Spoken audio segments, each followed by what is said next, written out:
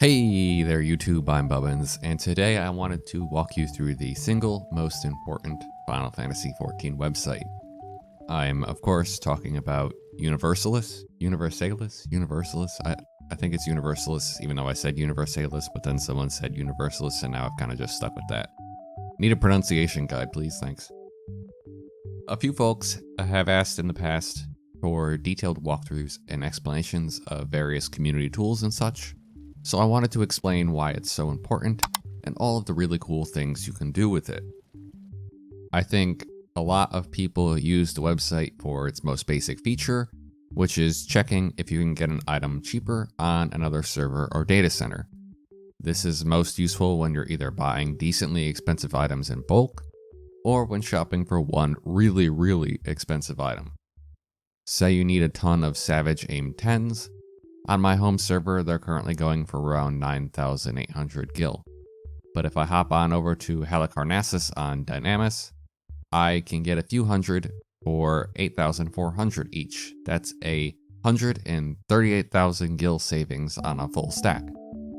Or maybe I don't feel like crafting a Coelacanth class pressure hull for my FC. But the cheapest available is currently 1.8 million. It looks like there's one available for only 1 million on Seraph, but even if that one has already sold when I get there, I can still save like 200,000 to 300,000 by jumping to Brynhildr. The reason Universalis is so widely important is that everyone needs this info at some point.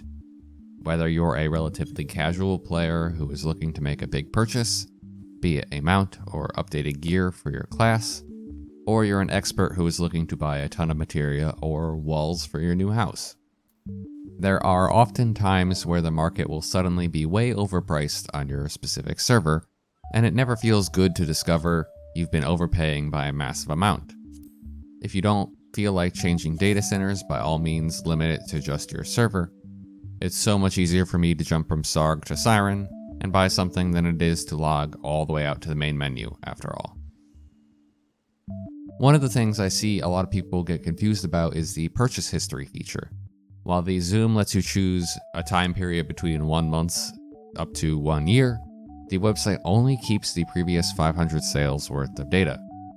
For something like Vanadinite here, that means the data only goes back to March 28th.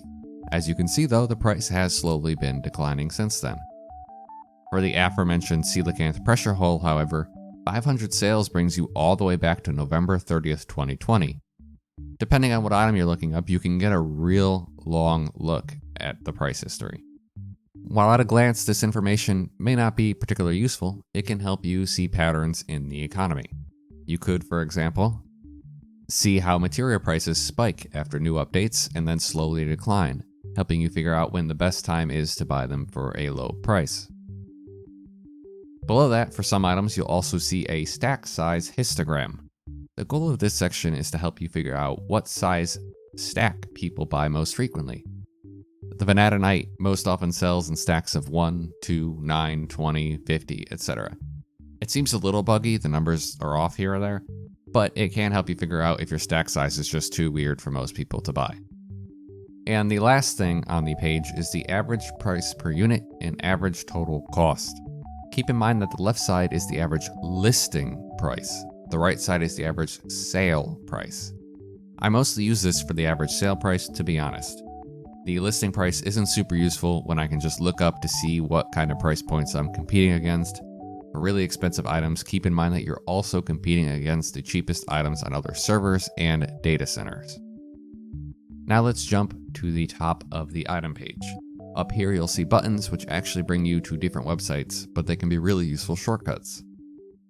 Saddlebag Exchange will open a page providing more economical data about the item, including the average number of sales each week, info on what kind of price points actually sell, and some other interesting data. The Garland Tools button can help you when you're looking at a gatherable resource, instantly bringing you to the database entry, which gives you all of the info you need to know about it, including what it's used to craft, whether retainers can gather it, and even give you spawn timer and location information.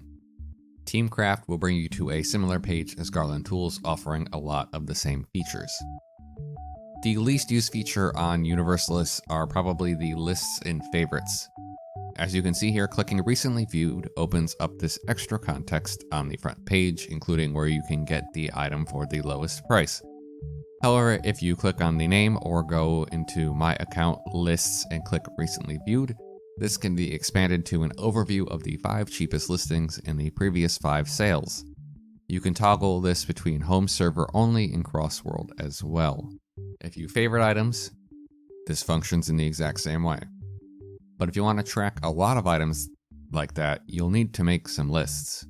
Say I make a list called Coelacanth Sub, which tracks all of the 4 parts I need. We add each of them one by one, and now we have that exact same feature easily accessible on the front page. You can do this for a variety of different items, whether it's things you're gathering, things you're selling, things you're trading. I want to earn money by buying this material low. You can set that up so like, ooh, this is really cheap today, I'm going to go get it, that kind of thing. If you want, you can also set up alerts through Discord, though doing that is beyond me. I'll leave a link in the description for that part if you want to learn more. But that's about it. Everything you need to know about Universalis. I thought it was about time that I did a video talking about the website I easily use more than any other out there, and I hope it was helpful for you too. As always, please make sure to leave a like or subscribe. It's a small channel, it really does help a lot. And if you want to directly support the channel, there's a Patreon linked in the description below, or you can become a channel member right here on YouTube. For those who didn't watch my last Warframe video, I did put out a question as to whether people would like to see my spreadsheets as part of a Patreon perk. If that is something you're interested in, do let me know. For now though, I think that's it. I'll see you next time.